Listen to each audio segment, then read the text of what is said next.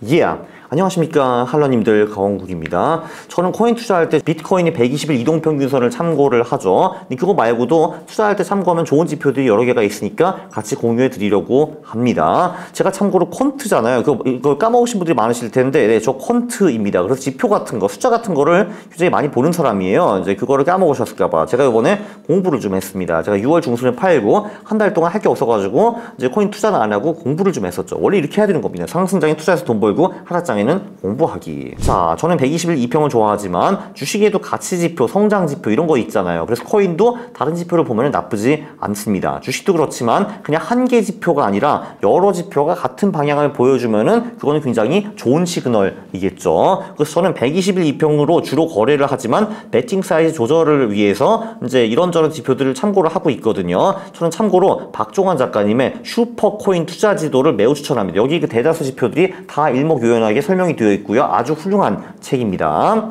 자, 일단 해쉬리본이라는 지표가 있습니다. 이거는 우리 아파트 옆동에 사는 몽타님이 알려준 훌륭한 지표입니다. 몽타도 이렇게 유튜브를 이제 하고 있는데요. 이제 20대 중반의 사나이인데 돈이 어마어마하게 많고 코인만 잘하는 게 아니라 사업까지도 잘하는 이제 그런 친구입니다. 심지어 이 양반이 작년 11월에 200만 불을 해킹을 당했거든요. 7개월 만에 그거를 전부 다 만회를 하고 그 자산을 2배로 불렸어요. 한 달 만에 20-30억씩 벌다가 그 다음에 요번에 이제 좀 한 10억 정도 깨져가지고 조금 이제 내려가긴 했는데 그래도 대단한 사나이입니다. 그래서 이 양반이 저한테 그러더라고요. 아니 황구님 해쉬리본 지표 모르세요? 에? 그게 뭐야? 라고 했는데 야 이거 사기 지표야 사기 지표라고 하더라고요.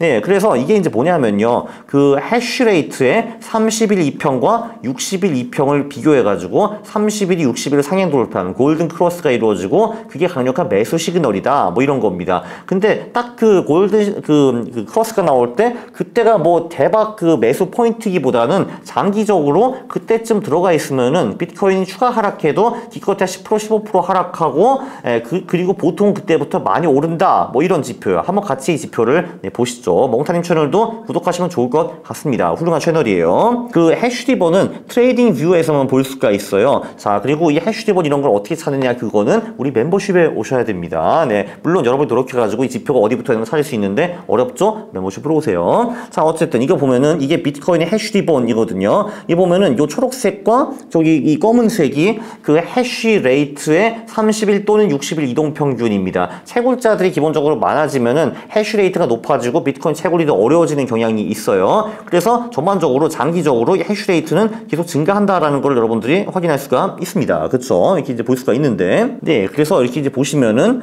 그 여기 그 늘 초록색이 검은색 위인 거를 볼 수가 있죠. 초록색이 30일 이평이고 검은색이 60일 이평인데요. 그 30일 이평이 60일 이평보다 높다는 걸 한마디로 해쉬레이트가 꾸준히 증가하고 있다. 뭐 이런 얘기입니다. 근데 이제 보시면은 이제 어떤 일이 발생하냐 하면은 짜잔 이제 이때가 언제야? 2018년 11월인가? 요때 캐피툴레이션이라는 말이 있죠. 이거는 한마디로 해쉬레이트가 줄어들어가지고 30일 이평이 60일을 하향 돌파했다. 레드 크로스를 의미를 하는 겁니다. 그러니까 이때가 기본적으로 이제 그 채굴자들이 많이 포기하고 시간에서 나간다. 한마디로 이제 암흑의 순간이다. 이렇게 볼 수가 있고요. 그럼 이제 언제 다시 매수를 하느냐? 매수를 하는 거는 다시 해쉬레이트가 늘어나기 시작했을 때 해쉬레이트가 빡 떨어지잖아요. 여기 빡 떨어지고 다시 해쉬레이트가 증가하기 시작해가지고 30일 이평 60일을 상향 돌파할 때 그러니까 채굴자들의 항복이 끝나고 이제 다른 채굴자들이 와가지고 그걸 메워줄 때 이제 그때가 매수 타이밍이다라고 볼 수가 있습니다. 만약에 우리가 이제 그렇게 했다고 치면요. 그렇게 했다고 치면은 그 당시에 이제 그러면 우리가 이때쯤 매수를 했을 거 아니야. 이때 그러면은 가격이 얼마였니? 이때 가격이 3,500불 정도였습니다. 그죠? 이때 이제 보면은 근데 그러면은 그 후에 가격이 이제 꾸준히 이제 올라가가지고 그 한 몇 달 만에 13,000불까지 오르는 거를 볼 수가 있어요. 그죠? 이제 몇 달 만에 순식간에 거의 뭐 4배가 올랐다는 걸 볼 수가 있습니다. 그죠? 여기 2019년 1월 10일에 4달 아니구나. 2019년 1월에 뭐 이게 얼마야? 4,000불 정도였는데 근데 이게 보시면은 쭉쭉 올랐다가 이게 언제니? 그러니까 이게 6월이니까 한 6개월 후에 13,000불 거의 4배가 오른 거를 이제 볼 수가 있죠. 그래서 이때가 꽤 괜찮은 타이밍이었습니다. 물론 이때가 최저점까지는 아니었는데 최저점과 큰 차이가 없다라는 거를 볼 수가 있죠. 그럼 다음 타이밍은 언제였니? 다음 타이밍을 쭉 보면요. 여기서 한번 또 그 항복이 나왔죠. 항복이 나왔다가 이때가 이제 매수 타이밍이었던 것 같은데 이때가 언제냐면 2019년 12월이었습니다. 그럼 요때가 이제 한 그 7,000불 정도였네요. 그 멍타가 말하기를 이거 들어간 다음에 석 달 후 정도 파는 것이 보통 좋다라고 했더라고요. 했어요, 저한테.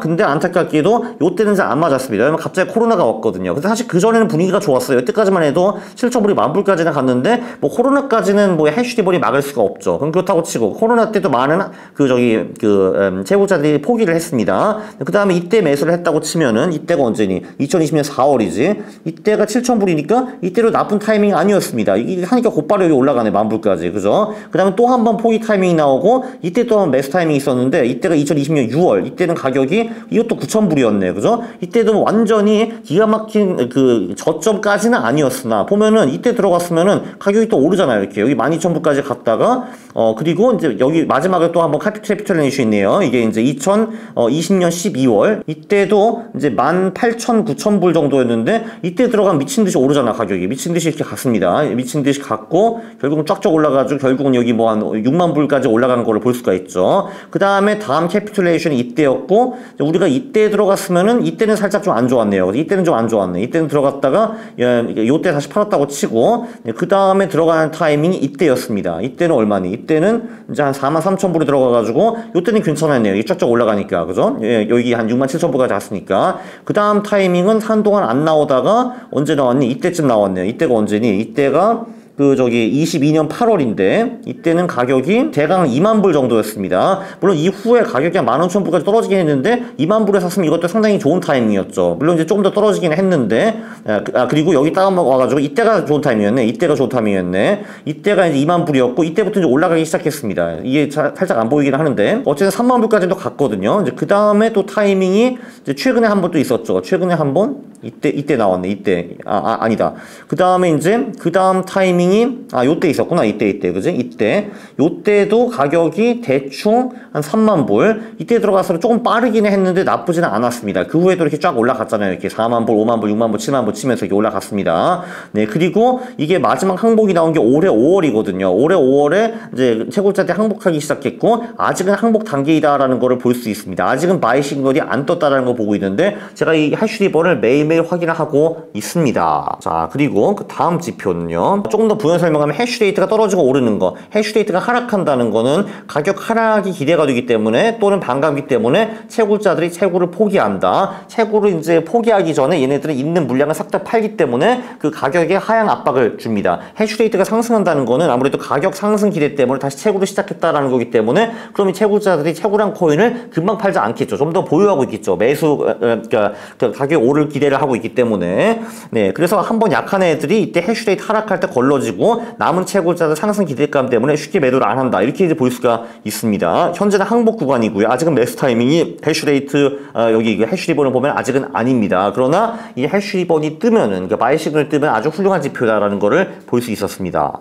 자, 그리고 이제 가치 지표 중에서 MVRV라는 지표가 있거든요. 이게 마켓 밸류, 리얼라이즈 밸류인가 뭐 그런 뜻인데 주식시장의 PBR과 매우 비슷한 지표입니다. 여기서 이제 그 실제 지금 당장 시가총액이 있고, 네, 그리고 그 코인들이 마지막으로 매수된 또는 매도된 가격들이 있는 거잖아요. 그러니까 예를 들면은 지금은 비트코인이 65,000불인데 대부분 코인들이 예를 들면 32,500불에 거래가 되었다라고 하면은 MVRV가 2입니다. 왜냐면 실제로 그 대부분 사람들 32,500이 매수를 했다라는 거거든요. 근데 지금 가격이 65,000이면은 지금 2배 올랐다. 이렇게 볼 수가 있는 거죠. 그 외에 한국 시장도 PBR가 1 이하면 저평가되었다라는 말을 많이 하지 않습니까? 코인도 마찬가지예요. 이 MVRV가 1 이하면 저평가라고 볼 수가 있고 보통 이제 시장 막바지에 3.7 그런 또는 그 이상으로 올라가는 경우가 많았습니다. 그래서 대충 1 이하면 저평가, 3.7 이상은 고평가 이렇게 보시면 될 것 같아요. 현재는 지금 이제 1.8이 아니라 이제 보시면 어디까지 지금 왔냐 하면요. 지금 MVRV가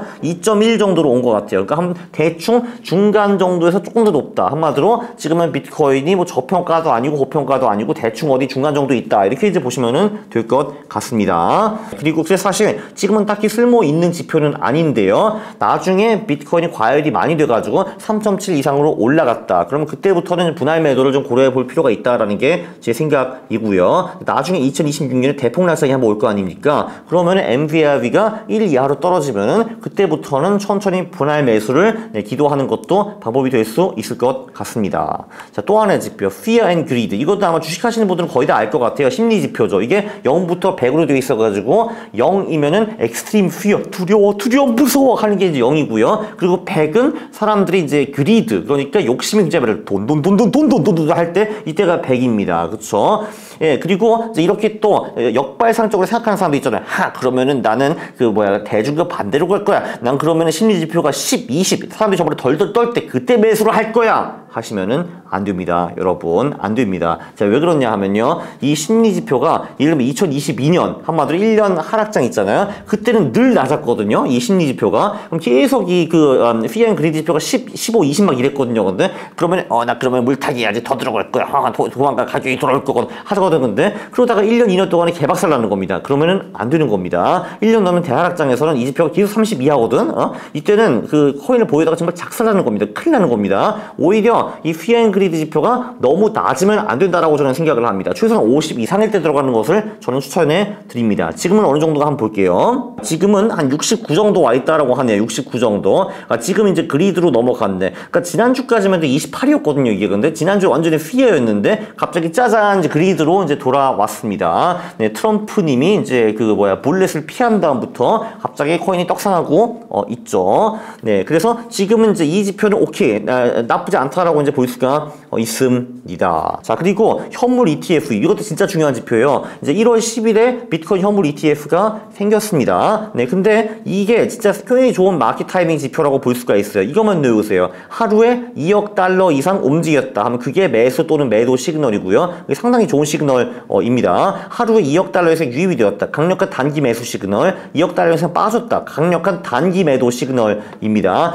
기관은 기본적으로 하루 이틀에 걸쳐가지고 그 모든 돈을 다 투입을 할 수가 없는 거잖아요. 그래서 결국은 이 며칠 몇 주에 걸쳐가지고 투자를 해야 되는데 이제 우리는 이제 돈이 별로 없는 거지 개인이기 때문에 오히려 그거를 좀 써먹자. 한마디로 그 ETF로 자금이 이제 세게 들어오기 시작하면 그때 우리가 점프해도 우리가 기관보다 오히려 더 빨리 들어갈 수 있다. 뭐 대충 이런 얘기입니다. 그들의 약점 우리의 트레이딩에 써먹는 거죠. 이제 그들은 돈뿐만 있지만 우리는 가오가 있지 않습니까? 그래서 이제 가오가 있어서 기관들을 따라한다. 좀 이상하네. 어쨌든 우리는 가오가 있습니다. 네, 그렇죠. 이것도 이제 지금 보시면요. 오늘이 날짜가 지금 오늘이 7월 17일인가 뭐 그러거든요. 보면은 이게 봐봐 이게 그래서 7월 8일이 강력한 시그널에서 이때 2억 이상 빵 들어왔거든요. 그 후에 매일 상당히 큰 돈이 들어오는 게 보일 수가 있고 7월 16일 자그마치 4억 불이 들어왔네요. 이게 엄청 들어왔네. 이게 엄청 들어왔습니다. 그래서 이제 이거를 이제 보시면은 이 차트를 보면은 7월 8일에 가격이 이때였거든. 이때 가격이 56,000불이었습니다. 쟤네 나 이거 봤는데 살걸 그때 살걸 칭찬을 바보같이. 네, 그렇습니다. 그래서 보시다시피 2억 불 이상 들어오는 걸 확인하고 들어가도 늦지 않는다라는 걸 볼 수가 있습니다. 이게 7월 8일 확인해서 7월 9일날 샀다고 칩시다. 그래도 싸게 산 거잖아요. 56,000불에. 이거를 제가 6개월 정도 백테스팅을 해봤어요. 1월부터 지금까지. 근데 이 2억 불 지표가 상당히 잘 먹히는 지표입니다. 자, 그리고 김치 프리미엄. 네, 한국과 해외 거래소 가격 차이입니다. 이거 잘 모르시는 분은 511번 영상을 참고하시면 좋을 것 같고요. 제가 이걸로 2017년, 21년에 차익 거래를 엄청나게 해먹었습니다. 그래서 이제 많은 벌었죠 그때. 정말 그때는 좋았어. 낭만적이었지. 밤도 새벽도 시도감 없이 깨서 차익 거래를 하고 사무실에서도 우리 팀장 갔다 하면은 차익 거래를 하고 그리고 강남에 산책을 하다가도 커피집에 들어가서 차익 거래를 하고 정말 좋았어 그때.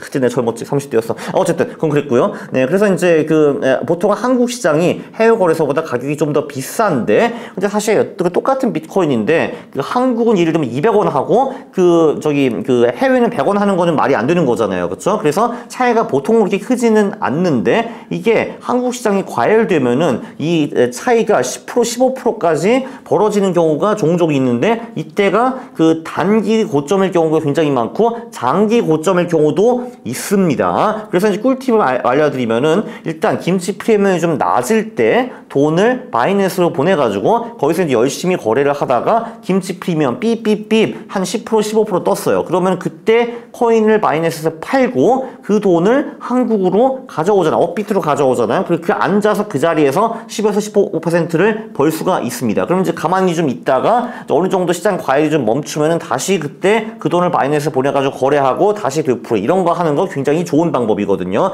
그러면 한번 왔다 갔다 할 때마다 10%씩 공짜로 먹을 수 있다라는 꿀팁을 알려드립니다. 잘 이해 못하시면 511번 영상 보시면 좋을 것 같습니다. 그래서 지금 김치 프리미엄 얼마냐고? 지금은 0.96% 별로 크지 않다라는 걸 볼 수 있습니다. 그래, 요즘 사실 지하철 돌아다니면 사람들이 코인을 안 하더라고요. 무슨 웹툰을 보고 카톡을 하고, 걔네도 친구가 있나 봐. 나 친구 없는데.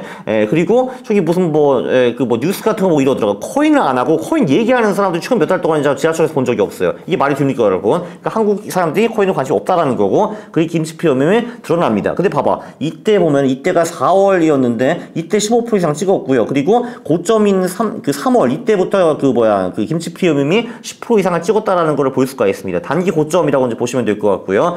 참 또 반대로 이게 완전히 극반대 상황. 그러니까 정말 시장이 개박살 날 때도 김치 프리미엄이 높아지는 경우가 있는데, 근데 그건 아마 그때 느끼실 겁니다. 지금 과열이 아니라 과냉이구나. 이 정도라면 아실 거거든요. 그리고 봐봐, 여기 21년 이때도 김치 프리미엄 엄청 높았잖아요. 이때가 언제야? 4월, 5월. 이때도 그때 완전 단기 고점이었습니다. 그러니까 한국 사람들, 그러니까 이제 한국에서 소위 개나 소나 전부 다 코인을 할 때 이제 그때가 단기 고점일 가능성이 매우 높죠. 자, 그래서 이 많은 거 알려드렸는데 이거 어쩌라는 거냐? 네, 아래와 같이 하라는 거 아니고 이런 식으로 예를 들면 할 수 있다라는 겁니다. 여기 이제 지표도 여러 개가 있잖아요. 그러면은 한 개 지표가 아니라 여러 지표를 참여해가지고 예를 들면은 분할 매수, 분할 매도를 할 수가 있는 겁니다. 매수 예시를 하나 알려드릴게요. 예를 들면 이런 거야. 그러니까 이게 내가 내 자산을 4개로 토막쳐가지고, 그러니까 이제 121평 위로 올라갔다 하면은 25%를 배팅하는 거고, 해쉬리본도 뚫었다 하면 25% 배팅하는 거고, 피언그리드 70점 이상 올라갔다 25% 배팅, ETF 2억 달러 이상 나오면 25% 배팅. 그러면 예를 들면은 이 4개 지표를 동일로 가정했을 경우에 지금 122평 위로 올라갔지, 그죠? 네, 그리고